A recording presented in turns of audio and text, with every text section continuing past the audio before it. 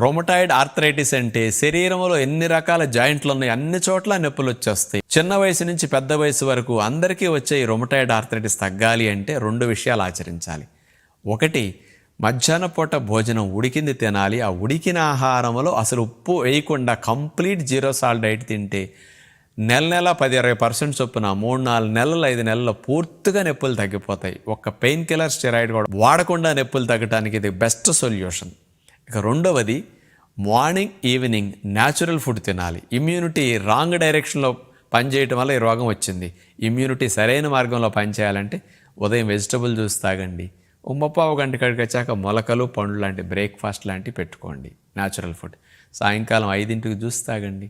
6:30-7ంటికి నానపెట్టిన ఎండు విత్తనాలు, dry fruits, fruits లాంటివి తినేయండి. ఇట్లా న్యాచురల్ ఫుడ్ ఎక్కువ తింటే రొమటాయిడ్ ఆర్థరైటిస్ తగ్గుతుంది.